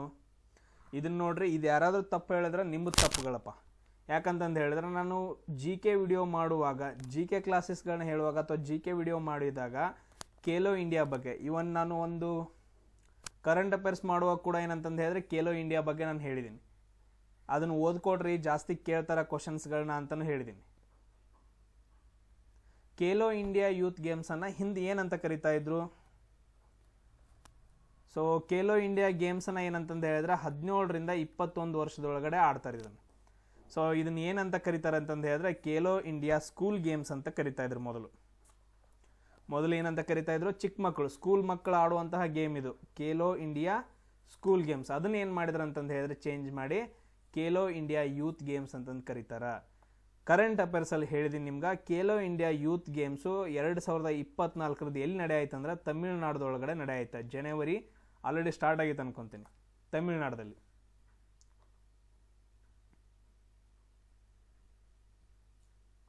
ಇದು ಜೀತೋ ಇಂಡಿಯಾ ಯೂತ್ ಗೇಮ್ಸ್. ಇದೇನು ಜೀತೋ ಅಂತಂದು ಹೇಳಿದ್ರೆ ಏನು? ಇದನ್ನೆಲ್ಲೂ ಯೂಸ ಮಾಡಿಲ್ಲ. ಖೇಲೋ ಭಾರತ್ ಇಲ್ಲ, ಜೋಡೋ ಭಾರತ್ ಐತೆ, ಇದು ರಾಹುಲ್ ಗಾಂಧಿ ಮಾಡಿರೋದು. ಸೊ ಖೇಲೋ ಇಂಡಿಯಾ ಬಗ್ಗೆ ನೆನ್ಪಿಟ್ಕೊಡ್ರಿ. ಖೇಲೋ ಇಂಡಿಯಾ ಒಲಿಂಪಿಕ್ಸ್ ಬಗ್ಗೆ ಕ್ವಶನ್ಸ್ಗಳು ಬಂದಿದಾವ. ಖೇಲೋ ಇಂಡಿಯಾ ಇದ್ರ ಬಗ್ಗೆ ಕ್ವಶನ್ಸ್ಗಳು ಬಂದಿದಾವ. ನೆಕ್ಸ್ಟ್ ಯಾವುದ್ರ ಬಗ್ಗೆ? ಸ್ಪೋರ್ಟ್ಸ್ ಅಂತ ಬಂದಾಗ ಆ ಸ್ಪೋರ್ಟ್ಸು ಆಮೇಲೆ ಅದ್ರ ರಿಲೇಟೆಡ್ ವರ್ಡ್ಸ್ಗಳ ಬಗ್ಗೆ ಕ್ವಶನ್ಸ್ಗಳು ಬಂದಿದಾವ. ಯಾರು ಓದಿಲ್ಲ ಇನ್ನೊಂದು ಸಾರಿ ಓದ್ರಿ. ನೆಕ್ಸ್ಟ್ ನೋಡ್ರಿ, ಸಾರ್ವಜನಿಕ ವಲಯದಲ್ಲಿ ಡ್ಯಾಶ್ ಕೇಂದ್ರ ಬಿಂದುವಾಗಿತ್ತು. ಆಮೇಲೆ ದ್ವೇಷದಲ್ಲಿ ಏನಂತಂದು ಹೇಳಿದ್ರೆ ತ್ವರಿತ ಕೈಗಾರಿಕೆನ ತರಲು ಸೊ ಯಾವುದೋ ಒಂದು ಏನಪ್ಪ ಅಂತಂದು ಹೇಳಿದ್ರೆ ಪಂಚವಾರ್ಷಿಕ ಯೋಜನೆ ಇದು ಆಗೈತೆ. ಇಂಡಸ್ಟ್ರಿಯಲೈಸೇಷನ್ ಮಾಡೋಕ್ಕೆ ಅಥವಾ ಕೈಗಾರೀಕರಣವನ್ನು ಸಾರ್ವಜನಿಕ ವಲಯದಲ್ಲಿ ಹೆಚ್ಚಿಗೆ ಮಾಡೋಕ್ಕೆ, ಅಭಿವೃದ್ಧಿ ಮಾಡೋಕ್ಕೆ ಯಾವುದೋ ಒಂದು ಪಂಚವಾರ್ಷಿಕ ಯೋಜನೆ ಕಾರಣವಾಗಿತ್ತು. ಆ ಪಂಚವಾರ್ಷಿಕ ಯೋಜನೆ ಯಾವುದು ಅಂತ ಕ್ವಶನ್ ಕೇಳಿದಾರೆ. ಎಸ್ ಹೇಳ್ರಿ, ಯಾವ ಆಪ್ಷನ್ ಕರೆಕ್ಟ್ ಆಗುತ್ತೆ? ಲಾಲ್ ಸಾಬ್. ಯಾಕಪ್ಪ ರಾಂಗ್ ಹೇಳಕತ್ತಿ? ಓದಿಲ್ಲ? 5 year ಪ್ಲಾನ್ಸ್ ಬಗ್ಗೆ ಹೇಳಿದಿನಲ್ರು, ಒಂದು ವಿಡಿಯೋನ ಮಾಡಿ ಹಾಕಿದ್ದೀನಿ. ಅದೇ ಹೇಳೋದು ಏನಂತಂದು ಹೇಳಿದ್ರೆ, ಒಂದು 2-3 ನಿಮಿಷ, ಒಂದು 5 ನಿಮಿಷ ನೋಡ್ತಂತಂದು ಹೇಳಿದ್ರೆ ನಮಗೆ ಬರುತ್ತ ಅನ್ನೋ ಭಾವನೆ. ಎಸ್, ಇಲ್ಲಿ ನೋಡ್ರಿ, ಕೈಗಾರೀಕರಣ ಅಂತ ಬಂತು ಅಂತಂದು ಹೇಳಿದ್ರೆ ಡೈರೆಕ್ಟಾಗಿ ನಾವು ಏನಂತ ಹೇಳ್ತೀವಿ ಅಂದ್ರೆ 2ನೇ ಪಂಚವಾರ್ಷಿಕ ಯೋಜನೆ. 1ನೇ ಪಂಚವಾರ್ಷಿಕ ಯೋಜನೆ ಕೃಷಿಗೆ ಸಂಬಂಧಪಟ್ಟು ಅಂತಂದು ಹೇಳಿದ್ರೆ 2ನೇ ಪಂಚವಾರ್ಷಿಕ ಯೋಜನೆ ಕೈಗಾರಿಕೆಗೆ ಸಂಬಂಧಪಟ್ಟೈತೆ ಅಂತಂದು ಹೇಳಿ ಒಂದು 100 ಸಲ ಹೇಳಿರ್ಬೇಕು. ಸೊ ಇದ್ರ ಮೇಲೆ ಪಂಚವಾರ್ಷಿಕ ಯೋಜನೆಗಳ ಮೇಲೆ 1ರಿಂದ 12 ಪಂಚವಾರ್ಷಿಕ ಯೋಜನೆಗಳು ಯಾವ್ಯಾವುದನ್ನು ಅಭಿವೃದ್ಧಿ ಮಾಡಿದಾವ, ಯಾವ ಡ್ಯಾಮ್ಸ್ಗಳನ್ನ ಕಟ್ಟಿದಾರ ಅಂತ ಕೂಡ ನಾನು ಡೀಟೇಲ್ ಆಗಿ ಹೇಳಿದ್ದೀನಿ. ಆ ವಿಡಿಯೋವನ್ನ ನೋಡ್ರಿ. ಏನ್ರೋ ನೀವು ಹಿಂಗೆ ಮಾಡಿದ್ರೆ ಹಂಗ? ನೆಕ್ಸ್ಟ್ ಕ್ವಶನ್ ನೋಡ್ರಿ, ಈಸಿ ಅದು. ನೆಕ್ಸ್ಟ್ ಕ್ವಶನ್ ನೋಡ್ರಿ, ಇದೇನಪ್ಪಾ ಅಂತಂದು ಹೇಳಿದ್ರೆ 2022ರಲ್ಲಿ ಪಂಜಾಬ್ ಸಂಗ್ರೂರು ಕ್ಷೇತ್ರದಿಂದ ಪಾರ್ಲಿಮೆಂಟ್ ಸದಸ್ಯರು ಯಾರಾಗಿದ್ರು ಅಂತ ಕ್ವಶನ್ ಕೇಳಿದಾರ. ಇದು ಏನಂತಂದು ಹೇಳಿದ್ರೆ ಕರೆಂಟ್ ಅಫೇರ್ಸ್ ಕ್ವಶನ್ನು. ಸ್ವಲ್ಪ ಥಿಂಕ್ ಮಾಡ್ಬೇಕು, ಮೈಂಡ್ ಓಡಿಸ್ರಿ ಅಂತಂದು ಹೇಳಿದ್ರೆ ನಿಮ್ಗೆ ಆನ್ಸರ್ ಬರುತ್ತೆ. ಇಲ್ಲಿ ಮೈಂಡ್ ಓಡಿಸ್ಬೇಕು, ಸ್ವಲ್ಪ ಮೈಂಡ್ ಓಡಿಸ್ರಿ ಅಂತಂದು ಹೇಳಿದ್ರೆ ನಿಮ್ಗೆ ಆನ್ಸರ್ ಬರುತ್ತೆ. ಇಲ್ಲಿ ನೀವು ಎಲ್ಲರೂ ಕೇಳಿದಿರಿ ನೋಡ್ರಿ, ಅರವಿಂದ್ ಕೇಜ್ರಿವಾಲ್. ಅರವಿಂದ್ ಕೇಜ್ರಿವಾಲ್ ಏನಂತಂದು ಹೇಳಿದ್ರೆ ದೆಹಲಿಗೆ ಸಂಬಂಧಪಟ್ಟವ್ರು ಇವರು. ಡೆಲ್ಲಿ ಅರವಿಂದ್ ಕೇಜ್ರಿವಾಲ್. ಇದು ಆಪ್ಷನ್ ಆಗಂಗಿಲ್ಲ. ಆಮೇಲೆ ಪಂಜಾಬಿಂದ ಅವ್ರು ಏನಂತಂದು ಹೇಳಿದ್ರೆ ಸೆಲೆಕ್ಷನ್ ಆಗಿದ್ದಾರೆ ಅಂತಂದು ಹೇಳಿದ್ರೆ ಅವ್ರ ನೇಮಲ್ಲಿ ಯಾವಾಗಲೂ ಸಿಂಗ್ ಅಂತಂದಿರುತ್ತೆ. ಎಕ್ಸಾಂಪಲ್ ಮನಮೋಹನ್ ಸಿಂಗ್, ಹರ್ಭಜನ್ ಸಿಂಗ್ ಪಂಜಾಬಿಂದ ಬರ್ತಿದಾರ ಅಂತಂದು ಹೇಳಿದ್ರೆ ಅದು ಅವ್ರದ್ದು ಗುರುತು ಸಿಂಗ್ ಅಂತಂದಿರುತ್ತೆ. ಇಲ್ಲಿ ಪಂಜಾಬಿಂದ ಸೆಲೆಕ್ಷನ್ ಆಗಿದಾರ ಅಂತಂದು ಹೇಳಿದ್ರೆ ಅವ್ರದ್ದು ಹೆಸರು ಒಂದೇ ಒಂದೈತಿ, ಸಿಂಗ್ ಅಂತಂದು ಹೇಳಿ, ಸಿಮ್ರಂಜಿತ್ ಸಿಂಗ್ ಮಾನ್ ಅಂತಂದು ಹೇಳ್ಬಿಟ್ಟು. ಕಾಮನ್ ಸೆನ್ಸ್ ಯೂಸ್ ಮಾಡ್ರೋ ಸ್ವಲ್ಪ. ಹಿಂಗಾದ್ರೆ ನೀವು ಜಾಬ್ ಹೆಂಗಾರ. ಸೊ ಆಪ್ಷನ್ ಬಿ ಏನಂತಂದು ಹೇಳಿದ್ರೆ ಕರೆಕ್ಟ್ ಆಗುತ್ತೆ. ನಾನು ಅದಕ್ಕೆ ಹೇಳೋದು, ಸ್ವಲ್ಪ ಥಿಂಕ್ ಮಾಡಿಬಿಟ್ಟು ಆನ್ಸರ್ ಹಾಕ್ರಿ, ಥಿಂಕ್ ಮಾಡ್ರಿ. ನೆಕ್ಸ್ಟ್ ನೋಡ್ರಿ, ಸ್ವಾಮಿ ವಿವೇಕಾನಂದರ ಜನ್ಮ ದಿನವನ್ನ ಯಾವಾಗ ಆಚರಣೆ ಮಾಡ್ತೀವಿ ಮೊದಲು ಹೇಳ್ರಿ, ಆಮೇಲೆ ಇದನ್ನ ಕ್ವಶನ್ ನೋಡೋಣ. ಸ್ವಾಮಿ ವಿವೇಕಾನಂದರ ಜನ್ಮ ದಿನೋತ್ಸವನ ಯಾವಾಗ ಆಚರಣೆ ಮಾಡ್ತೀವಿ?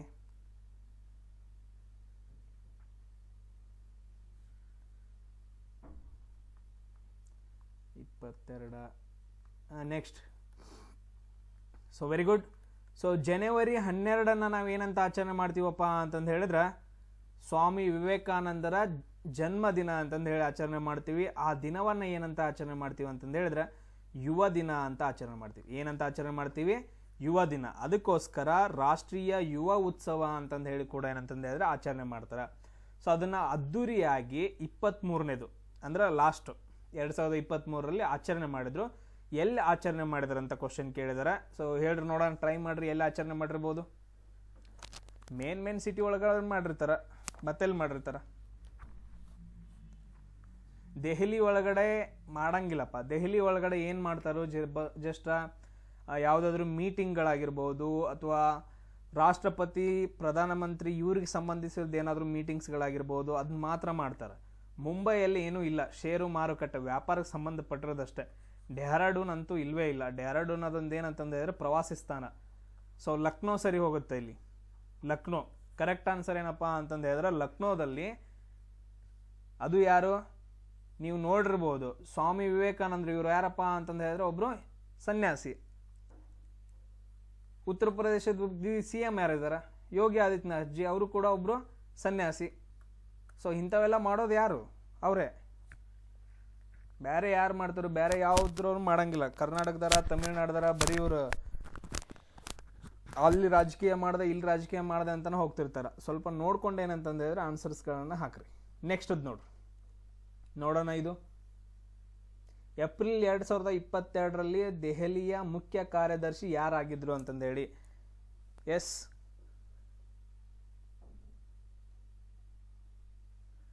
ನಾನು GK ಕ್ಲಾಸ್ ಡಿಸ್ಕಷನ್ ಮಾಡುವಾಗ ಹೇಳಿದ್ದೀನಿ, ದೆಹಲಿ ಆಮೇಲೆ ಪುದುಚೇರಿ ಆಮೇಲೆ ಕೆಲವೊಂದೊಂದು 3 ಬರ್ತಾವೆ, 3-4. ಸೊ ಅವುಗಳದ್ದು ಕಾರ್ಯದರ್ಶಿಗಳು, ಮುಖ್ಯ ಕಾರ್ಯದರ್ಶಿ, ಸೆಕ್ರೆಟರಿ, ಚೀಫ್ ಸೆಕ್ರೆಟರಿ ಯಾರಿದ್ರು ಅಂತಂದು ಹೇಳಿ ನೋಡ್ಕೊಂಡು ಇಟ್ಕೊಳ್ರಿ ಅಂತಂದು ಹೇಳಿ. ದೆಹಲಿಯ ಮುಖ್ಯ ಕಾರ್ಯದರ್ಶಿ ಯಾರಾಗಿದ್ದಾರೆ ಅಂತಂದು ಹೇಳಿದ್ರೆ 2022ರಲ್ಲಿ ಸೊ ನರೇಶ್ ಕುಮಾರ್ ಇದ್ದಾರೆ. ಯಾರಿದ್ದಾರೆ? ನರೇಶ್ ಕುಮಾರ್. ಸೊ ಇವಾಗ ಕೂಡ ಚೆಕ್ ಮಾಡಿ ಇಟ್ಕೊಂಡಿರ್ರಿ, ಯಾವುದು ದೆಹಲಿದು, ಅದಾದ ನಂತರ ನೆಕ್ಸ್ಟು ಪಾಂಡಿಚೇರಿದು. ಇವೆರಡು ತುಂಬ ಇಂಪಾರ್ಟೆಂಟ್ ಆಗ್ತಾವೆ.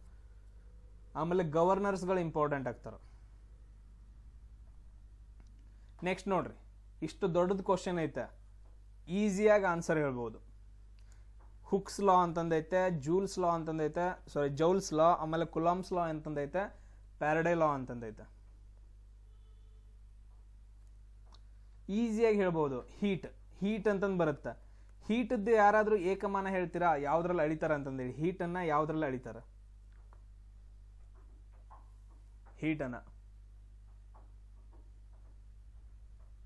ಹೀಟನ್ನು ಯಾವ್ದ್ರಲ್ಲಿ ಅಳಿತಾರೆ? ಈಸಿಯಾಗಿ ಹೋಗ್ಲಿ, ಅದು ಹೋಗ್ಲಿ. ಆಮೇಲೆ ನೀವು 8th ಇಂದ 10th ವರೆಗೂ ಯಾರಾದರೂ ಹುಕ್ಸ್ ಲಾ ಕಲ್ತಿದ್ದೀರೇನ್ರಿ? ಎಲ್ಲಾದ್ರೂ ಕೇಳ್ದಂಗೆ ನಿಮ್ಗೆ ಕಿವಿಗೆ ಬಿದ್ದೈತೆ?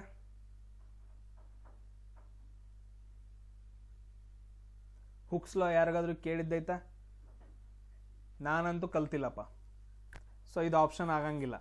ನೆಕ್ಸ್ಟ್ ಪ್ಯಾರಡೈ ಲಾ ಕಲ್ತೀರಿ. ಅವನೇನು ಹೇಳ್ಕೊಟ್ಟಿದ್ದಾನೆ ನಿಮ್ಗೆ? ಸರ್ ಮ್ಯಾಗ್ನೆಟ್, 2 ಮ್ಯಾಗ್ನೆಟ್ ಇಡಬೇಕ್ರಿ, ನಡು ತಂತಿಗಳು ಇಡಬೇಕು ಅಂತಂದು ಹೇಳಿ. ಪ್ಯಾರಡೈ ಇದು ಆಗಂಗಿಲ್ಲ. ಆಮೇಲೆ ನೆಕ್ಸ್ಟ್ ನೋಡ್ರಿ, ಹೀಟ್ ಅಂತಂದೈತೆ ನೋಡ್ರಿ. ಇಲ್ಲಿ ಕ್ವಶನ್ ಒಳಗಡೆ ಹೀಟ್ ಅಂತಂದೈತೆ, ಶಾಖ ಅಂತಂದೈತೆ. ಇದನ್ನ ನಾವು ಯಾವ್ದ್ರಲ್ಲಿ ಅಳಿತೀವಿ ಅಂತಂದು ಹೇಳಿದ್ರೆ ಜೌಲಲ್ಲಿ ಅಳಿತೀವಿ. ಮುಗೀತು, ಜೌಲ್ಸ್ ಕಾನೂನು, ಜೌಲ್ಸ್ ಲಾ ಅಂತಂದು ಹೇಳ್ತೀವಿ ಈಸಿಯಾಗಿ. ಒಂದೇ ವರ್ಡಿಂದ. ನಾನು ಇನ್ನೂ ಕ್ವಶನ್ ಕೂಡ ಓದಿಲ್ಲ ನಾನು ಅದನ್ನು. Q = ಏನಂತಂದು ಹೇಳಿದ್ರೆ I²RT ಅಂತಂದು ಹೇಳಿದಾನ, ಇದು ಕ್ವಶನ್ನು. ಬಟ್ ಆದ್ರೆ ನಮ್ಗೆ ಇಲ್ಲಿ ಹೀಟ್ ಅಂತಂದೈತೆ. ಹೀಟ್ ಅಂತ ನೋಡಿದ ತಕ್ಷಣ ಜೌಲ್ಸ್ ಲಾ ಅಂತಂದು ಹೇಳ್ತೀನಿ. ಯಾಕೆ? ಹೀಟನ್ನು ಯಾವ್ದ್ರಲ್ಲಿ ಅಳಿತಾರ ಅಂತಂದು ಹೇಳಿದ್ರೆ ಜೌಲಲ್ಲಿ ಅಳಿತಾನೆ. ಮತ್ತು ಹೀಟ್ ಬಗ್ಗೆ ಸ್ಟಡಿ ಮಾಡಿದವನ ಯಾರ? ಜೌಲ್ ಸ್ಟಡಿ ಮಾಡಿದಾನ, ಅವ್ನ ಲಾ ಬಂದೈತೆ, ಅದು ಜೌಲ್ಸ್ ಲಾ. ಭಾಳ ಟೆನ್ಷನ್ ಕೂತ್ಕೊಳ್ಳಂಗಿಲ್ಲ. ಜಸ್ಟ್ ಏನು ಒಂದೊಂದು ವರ್ಡ್ ಇರ್ತಾವೆ, ಅವ್ನು ನೆನಪು ಮಾಡ್ಕೋಬೇಕು. ನೆಕ್ಸ್ಟ್ ನೋಡ್ರಿ, ಸಂಗೀತ ನಾಟಕ ಅಕಾಡೆಮಿ ಬಗ್ಗೆ ನಾನು ತುಂಬ ಡೀಟೇಲಾಗಿ ಹೇಳಿದ್ದೀನಿ. ಅದಾದ ನಂತರ ನೆಕ್ಸ್ಟು 2 ವಿಡಿಯೋಸ್ ಇದಾವೆ, ಇದ್ರ ಮೇಲೆ 2 ವಿಡಿಯೋ ಇದಾವೆ. ಸೊ ಹೇಳ್ರಿ ನೋಡೋಣ. ಮೇ 2022 ಹೊತ್ತಿಗೆ ಸಂಗೀತ ನಾಟಕ ಅಕಾಡೆಮಿಯು ಎಷ್ಟು ಭಾರತೀಯ ನೃತ್ಯಗಳನ್ನು ಶಾಸ್ತ್ರೀಯ ನೃತ್ಯ ಪ್ರಕಾರಗಳಾಗಿ ಗುರುತಿಸಿದೆ ಅಂತಂದೇಳಿ. ಇಲ್ಲಿವರೆಗೂ ಶಾಸ್ತ್ರೀಯ ನೃತ್ಯ ಪ್ರಕಾರಗಳಾಗಿ ಸಂಗೀತ ನಾಟಕ ಅಕಾಡೆಮಿ ಎಷ್ಟನ್ನ ಗುರುತಿಸೈತೆ? ಎಷ್ಟಿದಾವೆ? Very good. ಟೋಟಲ್ ಆಗಿ ಏನಪ್ಪ ಅಂತಂದು ಹೇಳಿದ್ರೆ 8 ಇದಾವೆ. ಟೋಟಲ್ ಆಗಿ ಎಷ್ಟಿದಾವೆ ಅಂತಂದು ಹೇಳಿದ್ರೆ ಇಲ್ಲಿವರೆಗೂ 8 ಏನಪ್ಪ ಅಂತಂದು ಹೇಳಿದ್ರೆ ಶಾಸ್ತ್ರೀಯ ನೃತ್ಯಗಳಿದಾವೆ. Very good. ನೆಕ್ಸ್ಟ್ ನೋಡ್ರಿ, ಭಾರತೀಯ ರಾಷ್ಟ್ರೀಯ ಕಾಂಗ್ರೆಸ್ ಯಾವಾಗ ಸ್ಥಾಪನೆ ಆಯಿತು? ಭಾರತೀಯ ರಾಷ್ಟ್ರೀಯ ಕಾಂಗ್ರೆಸ್ ಯಾವಾಗ ಸ್ಥಾಪನೆ ಆಯಿತು?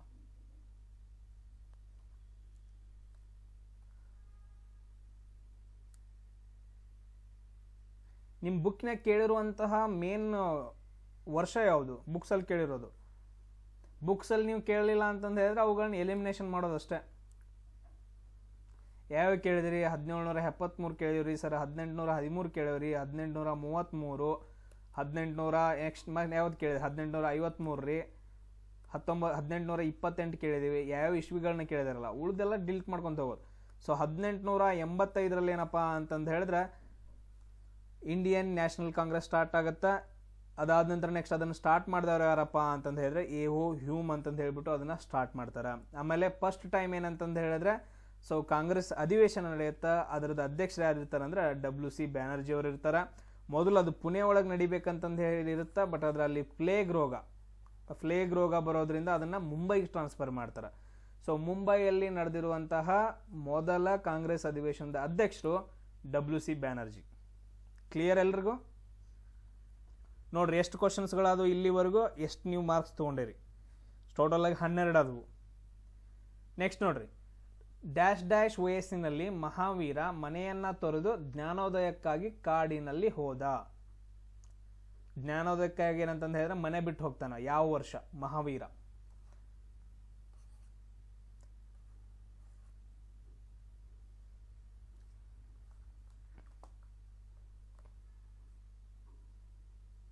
ಎಸ್,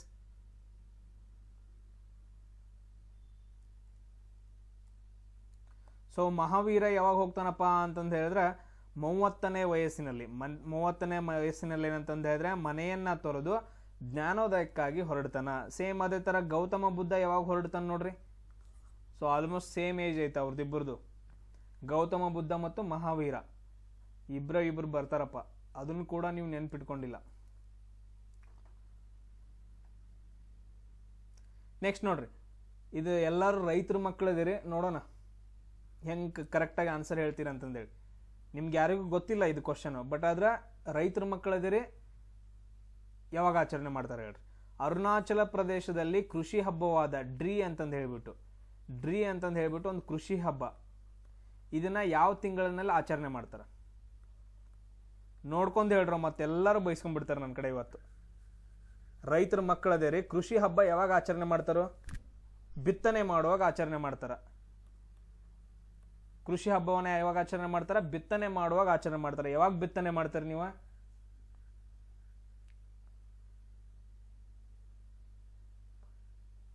ಮುಂಗಾರು ಮಳೆ ಸ್ಟಾರ್ಟ್ ಆಗಿ ಒಂದು ತಿಂಗಳಿಗೆ ಏನಂತಂದು ಹೇಳಿದ್ರೆ ಬಿತ್ತನೆ ಮಾಡಕ್ ಸ್ಟಾರ್ಟ್ ಮಾಡ್ತೀರಿ. ಮುಂಗಾರು ಮಳೆ ಮಾನ್ಸೂನ್ ಸ್ಟಾರ್ಟ್ ಆದ ಒಂದು ತಿಂಗಳಿಗೆ ಏನಂತಂದು ಹೇಳಿದ್ರೆ ಬಿತ್ತನೆ ಮಾಡಕ್ ಸ್ಟಾರ್ಟ್ ಮಾಡ್ತೀರಿ.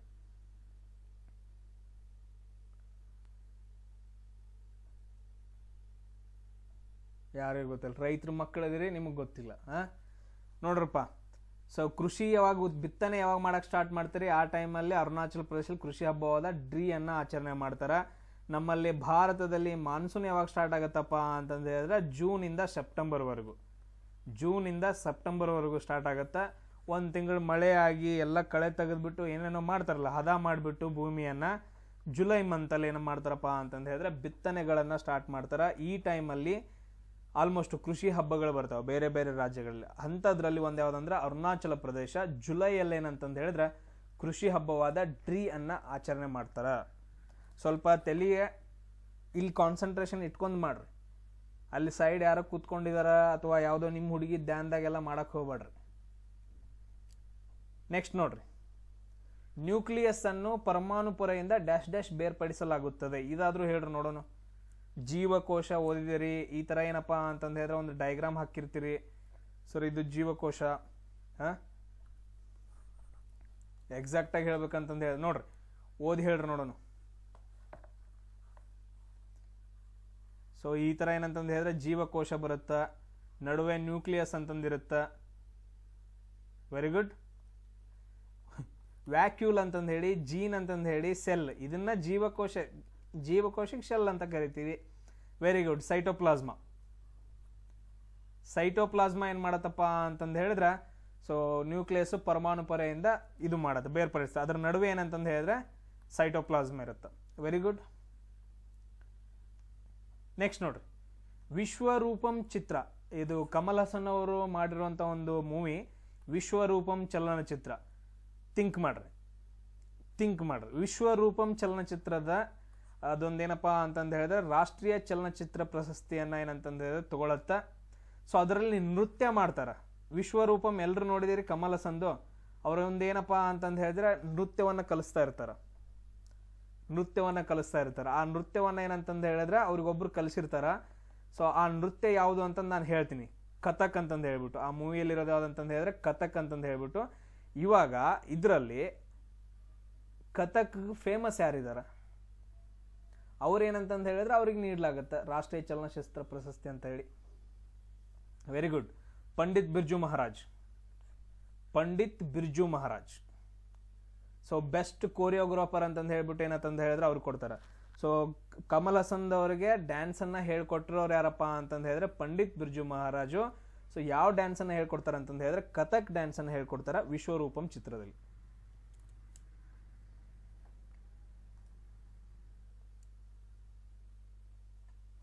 ನೆಕ್ಸ್ಟ್ ನೋಡ್ರಿ, ಕಂಪನಿ ಆಕ್ಟ್ ಅಂತಂದು ಬರುತ್ತೆ, ಕಂಪನೀಸ್ ಆಕ್ಟ್ ಅಂತಂದು ಬರುತ್ತೆ. ಇದು 2020ರಲ್ಲಿ ಬಂದಂತಹದ್ದು ಕಂಪನೀಸ್ ಆಕ್ಟ್ ಅಂತಂದು ಹೇಳ್ಬಿಟ್ಟು. ಇದನ್ನ ನಾನು ಡೈರೆಕ್ಟಾಗಿ ಹೇಳ್ತೀನಿ, ಎಷ್ಟು ಜನರಿಗೆ ಗೊತ್ತೈತೆ ಇಲ್ಲೋ ಗೊತ್ತಿಲ್ಲ, ಟ್ರೈ ಮಾಡ್ರಿ ನೋಡೋಣ. 2023ರಲ್ಲಿ ಲೋಕಸಭೆಯಲ್ಲಿ ಮಂಡನೆ ಮಾಡ್ತಾರೆ ಕಂಪನೀಸ್ ಆಕ್ಟ್ ಅಂತಂದು ಹೇಳ್ಬಿಟ್ಟು. ಸೊ ಇದನ್ನ ಯಾರು ಮಾಡ್ತಾರಪ್ಪ ಅಂತಂದು ಹೇಳಿದ್ರೆ ಅನುರಾಗ್ ಸಿಂಗ್ ಠಾಕೂರ್. ಯಾರು ಮಾಡ್ತಾರಪ್ಪ ಅಂತಂದು ಹೇಳಿದ್ರೆ ಅನುರಾಗ್ ಸಿಂಗ್ ಠಾಕೂರ್ ಅವ್ರು ಏನಂತಂದು ಹೇಳಿದ್ರೆ ಕಂಪನಿಗಳ ಮಸೂದೆ ಅಥವಾ ಕಂಪನೀಸ್ ಅಮೆಂಡ್ಮೆಂಟ್ ಬಿಲ್ ಅಂತಂದು ಹೇಳ್ಬಿಟ್ಟು 2020ರಲ್ಲಿ ಸ್ಟಾರ್ಟ್ ಮಾಡ್ತಾರೆ. ನೆಕ್ಸ್ಟ್ ನೋಡ್ರಿ, ಬರ್ಮೀಸ್ ಅಂತಂದು ಹೇಳ್ಬಿಟ್ಟು ಒಂದು ಲ್ಯಾಂಗ್ವೇಜ್ ಐತೆ. ಅದು ಯಾವ ದೇಶದ ಅಧಿಕೃತ ಭಾಷೆ?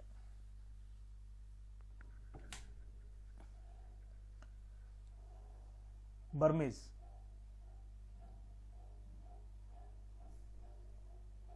Very good.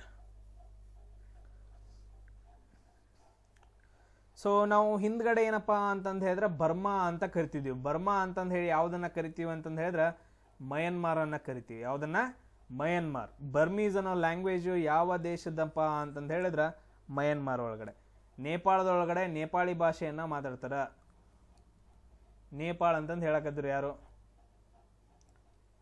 ಟಿಬೆಟ್ ಒಳಗಡೆ ಚೈನಾ ಲ್ಯಾಂಗ್ವೇಜ್ ಮಾತಾಡ್ತಾರ, ಚೈನೀಸ್. ಇದು ನೋಡ್ರಪ್ಪ. So autumn season in India. So autumn season ಅಂತಂದು ಹೇಳಿದ್ರೆ ಶರತ್ ಕಾಲ ಅಂತ ಹೇಳ್ತೀವಿ. ಋತುಗಳಲ್ಲಿ 4 ಬರ್ತಾವ, ಯಾವ ಅಂತ ನೋಡ್ಕೊಡ್ರೆ ಅದರಲ್ಲಿ ಶರತ್ ಕಾಲ ಯಾವ ತಿಂಗಳಿನಲ್ಲಿ ಬರುತ್ತೆ ಅಂತ ಕ್ವಶನ್ ಕೇಳಿದ್ರು. ಶರತ್ ಕಾಲ ಅಂತಂದು ಹೇಳಿದ್ರೆ ಚಳಿಗಾಲಕ್ಕಿಂತನೂ ಮುಂಚೆ ಬರೋದು. ಚಳಿಗಾಲ ಮತ್ತು ಮಳೆಗಾಲದ ನಡುವೆ ಇರುತ್ತಲ್ಲ ಶರತ್ ಕಾಲ, ಅದು ಋತುಗಳು ಬರ್ತಾವ, 4 ಋತುಗಳು ಬರ್ತಾವ.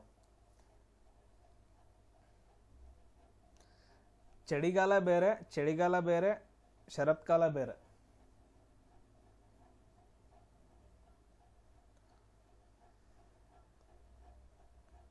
ಯಾರು ನೀವ? ಜೂನ್ ಇಂದ ಸೆಪ್ಟೆಂಬರ್ ವರೆಗೂ ಮಾನ್ಸೂನ್ ಕಾಲ ಇರುತ್ತೆ, ಮಳೆಗಾಲ ಇರುತ್ತೆ, ಅದು ಮಾನ್ಸೂನ್ ಕಾಲ. ಮತ್ತೆ ಅದನ್ನೇ ಫಸ್ಟ್ ಅಂತಂದು ಹೇಳ್ತೀರಿ. ಅವ್ರಿಗೇನೇನು ತಲೆ ಕೆಟ್ಟೈತೇನು ಈ ತರ ಕ್ವಶನ್ ಕೇಳಕ್? ಮಾನ್ಸೂನ್ ಕಾಲ ಅಂತಾನೆ ಕೇಳ್ತಿದ್ರಲ್ಲ. ನಾನು ಆಗ್ಲೇ ಹೇಳಿದ್ದೀನಿ, ಚಳಿಗಾಲ ಮತ್ತು ಏನಪ್ಪಾ ಅಂತಂದು ಹೇಳಿದ್ರೆ ಮಳೆಗಾಲದ ನಡುವೆ ಬರುತ್ತೆ. ಚಳಿಗಾಲ ಮತ್ತು ಮಳೆಗಾಲದ ನಡುವೆ ಬರುತ್ತಾ ಅಂತ ಒಂದು ಕಾಲ ಶರತ್ ಕಾಲ ಅಂತಂದು ಹೇಳ್ತೀವಿ. ಅಕ್ಟೋಬರ್ ಇಂದ ನವೆಂಬರ್ ವರೆಗೂ. ಅಕ್ಟೋಬರ್ ತಿಂಗಳು ಮತ್ತು ನವೆಂಬರ್ ಈ 2 ತಿಂಗಳಲ್ಲಿ ಏನಪ್ಪಾ ಅಂತಂದು ಹೇಳಿದ್ರೆ ಶರತ್ ಕಾಲ ಅಂತ ಕರಿತೀವಿ. ಇದಾದ ನಂತರ ನೆಕ್ಸ್ಟ್ ಚಳಿಗಾಲ ಆಗತ್ತ, ಅದ್ರ ಮುಂಚೆ ಇರೋದು ಮಳೆಗಾಲ. ಮಾರ್ಚ್ ಇಂದ ಮೇ ವರೆಗೂ ಯಾವುದೋ ಒಂದು ಏನು ಕೇಳೇ ಇಲ್ಲ, ನಮ್ಗೆ ಗೊತ್ತೇ ಇಲ್ಲ ಈ ತರ ಇರುತ್ತಂತಂದೇಳಿ. ಇವು 3 ಇದಾವ. ಡಿಸೆಂಬರ್ ಇಂದ ಫೆಬ್ರವರಿವರೆಗೂ ಚಳಿಗಾಲ ಇರುತ್ತೆ, ಇದು ಮಳೆಗಾಲ ಇರುತ್ತೆ. ನಡುವೆ ಇರೋದು ಅಕ್ಟೋಬರ್ ನವೆಂಬರ್ ಅಲ್ಲಿ ಇರೋದನ್ನ ನಾವು ಶರತ್ ಕಾಲ ಅಂತ ಕರಿತೀವಿ. ಅವು ಮಾನ್ಸೂನ್ ರೀಟ್ ಆಗ್ತಾವ ನೋಡ್ರಿ. ಮಾನ್ಸೂನ್ ಮಳೆ ಎಲ್ಲಿಂದ ಬರ್ತಾವ? ಈಶಾನ್ಯ ಮಾರುತಗಳಿಂದ ಬೀಸಕ್ ಸ್ಟಾರ್ಟ್ ಆಗ್ತಾವ. ನೆಕ್ಸ್ಟ್ ಕ್ವಶನ್ ನೋಡ್ರಿ.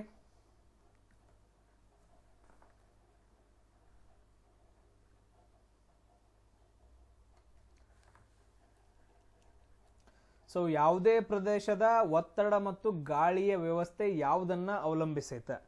ಕರೆಕ್ಟಾಗಿ ನೋಡ್ಕೊಂಡು ಆನ್ಸರ್ ಹೇಳ್ರಿ. Last question.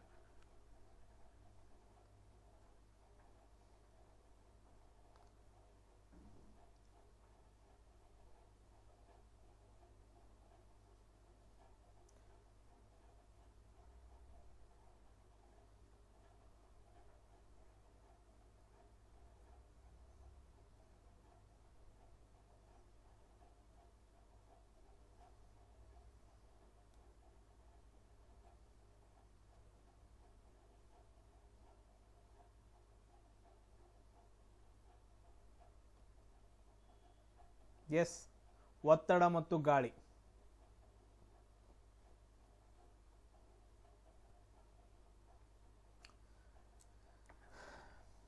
So option B correct ಆಗುತ್ತೆ. Latitude and altitude of the place. So ಇಲ್ಲೇನಪ್ಪ ಅಂತಂದು ಹೇಳಿದ್ರೆ ಆ ಸ್ಥಳದ ಅಕ್ಷಾಂಶ ಮತ್ತು ಎತ್ತರ, ಅದು ಎಷ್ಟು ಎತ್ತರದಲ್ಲಿ ಐತಿ. ಅದಾದ ನಂತರ ನೆಕ್ಸ್ಟ್ ಏನಪ್ಪಾ ಅಂತಂದು ಹೇಳಿದ್ರೆ ಆ ಸ್ಥಳದ ಅಕ್ಷಾಂಶ. ಸೊ ಈ ತರ ಬರ್ತಾವ ನೋಡ್ರಿ. ಸೂರ್ಯ ಇಲ್ಲಿಂದ ಇಲ್ಲಿಗೆ ಮಾತ್ರ ಓಡಾಡ್ತಿರ್ತಾನ, ಬೇರೆ ಕಡೆಗೆ ಓರೆಯಾಗಿ ಬೀಳೋದು, ನೇರವಾಗಿ ಬೀಳೋದು ಅಂತಂದು ಹೇಳ್ತೀವಿ. ಸೊ ಈ ಪಾಯಿಂಟ್ಸ್ಗಳನ್ನ ಏನಂತಂದು ಹೇಳಿದ್ರೆ ನೆನ್ಪಿಡಬೇಕು. ಆಪ್ಷನ್ 2 ಕರೆಕ್ಟ್ ಆಗುತ್ತೆ ಇಲ್ಲಿ. Latitude and altitude of the place. ನೀವು ನೋಡಿರ್ಬೋದು, ಬೇಸಿಗೆ ಕಾಲದಲ್ಲಿ ಏನ್ ಮಾಡ್ತಾರೆ ಅಂತಂದು ಹೇಳಿದ್ರೆ ಎತ್ತರದ ಪ್ರದೇಶಗಳಲ್ಲಿ ಹೋಗ್ತಾರೆ, ಯಾಕಂದ್ರೆ ತಂಪಿರುತ್ತೆ. ಸೇಮ್ ಅದೇ ತರ ಅಂತಂದು ಹೇಳಿದ್ರೆ ಲ್ಯಾಟಿಟ್ಯೂಡ್. ಸೊ ಇವಾಗ ನಾವೆಲ್ಲಿದ್ದೀವಿ? 23.5 ಡಿಗ್ರಿ ಹತ್ರ ಇದೀವಿ. ಸೂರ್ಯನ ಕಿರಣಗಳು ಆಲ್ಮೋಸ್ಟ್ ಜೂನ್ ಅಲ್ಲಿ ನೇರವಾಗಿ ಬೀಳೋಕೆ ಸ್ಟಾರ್ಟ್ ಆಗ್ತಾವ. ಡಿಸೆಂಬರ್ ಅಲ್ಲಿ ಓರೆ ಆಗಿರುತ್ತೆ. ಸೊ ತುಂಬಾ ಡಿಫ್ರೆನ್ಸ್ ಆಗುತ್ತೆ. ಸೊ ಈ ಪಾಯಿಂಟ್ಸ್ ನೋಡ್ಕೋಬೇಕು. ಇಲ್ಲಿ ನೋಡ್ರಿ, 20 ಒಳಗಡೆ ಆಲ್ಮೋಸ್ಟ್ ಇದರಲ್ಲಿ ಕ್ವಶನ್ಸ್ಗಳು ಕರೆಂಟ್ ಅಫೇರ್ಸ್ ಜಾಸ್ತಿ ಇರೋದ್ರಿಂದ 10 ಮೇಲೆ ಯಾರು ಸರಿ ಹಾಕಿದಾರೆ ನೋಡ್ರಿ. ಟೋಟಲ್ 20 ಕ್ವಶನ್ಸ್ ಒಳಗಡೆ 10 ಮೇಲೆ ಕರೆಕ್ಟ್ ಆಗಿರೋ ಆನ್ಸರ್ ಬೇಕು. ಎಷ್ಟು ಜನ 10 ಮೇಲೆ ಕರೆಕ್ಟ್ ಆಗಿ ಆನ್ಸರ್ ಹಾಕಿದಿರ ನೋಡ್ರಿ. ಸೊ ಅದನ್ನೇನಪ್ಪ ಅಂತಂದು ಹೇಳಿದ್ರೆ ಮಾರ್ನಿಂಗ್ ಹಾಕಿದಿರಲ್ಲ, ಮಾರ್ನಿಂಗ್ ಎಷ್ಟು ನಿಮಗೆ ಮಾರ್ಕ್ಸ್ ಬಂದಿದಾವ? ಆ ಮಾರ್ಕ್ಸು ಅದಾದ ನಂತರ ಇಂಟು 2 ಮಾಡಿರಿ. ಎಷ್ಟು ಕರೆಕ್ಟ್ ಆಗಿದಾವೆ ಇಲ್ಲಿ ಪ್ರಾಮಾಣಿಕತೆಯಿಂದ. ಸೊ ಅದನ್ನ ಇಂಟು ಮಾಡಿರಿ, ಎಷ್ಟು ಮಾರ್ಕ್ಸ್ ಬಂತಂತ ನೋಡ್ರಿ. ಎಷ್ಟು ಮಾರ್ಕ್ಸ್ ಬರುತ್ತೆ ನೋಡ್ರಿ ಇಲ್ಲಿ.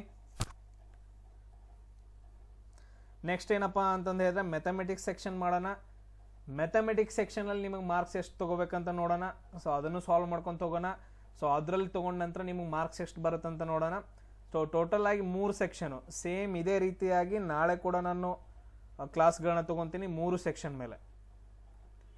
3 ಸೆಕ್ಷನ್ ಮೇಲೆ ಟೋಟಲ್ ಆಗಿ 60 ಮಾರ್ಕ್ಸ್ಗೆ ಒಂದು 80ರವರೆಗೂ ತೊಗೋಬೇಕು. ಸೊ ಆ ಥರ ಟ್ರೈ ಮಾಡೋಣ. ಸೊ ನೆಕ್ಸ್ಟ್ ಕ್ಲಾಸಲ್ಲಿ ಮತ್ತೆ ನಾನು ಸಿಗ್ತೀನಿ. ಮೇ ಬಿ ಒಂದು 10 ನಿಮಿಷ 10ರಿಂದ 15 ನಿಮಿಷ ನಾನು ಮತ್ತೆ ಲಿಂಕ್ ಕಳಿಸ್ತೀನಿ, ಎಲ್ಲರೂ ಜಾಯ್ನ್ ಆಗ್ರಿ. ಸೊ ಇವಾಗ ಬೇಗ ಏನಂತಂದು ಹೇಳಿದ್ರೆ ಎಕ್ಸಿಟ್ ಆಗ್ರಿ.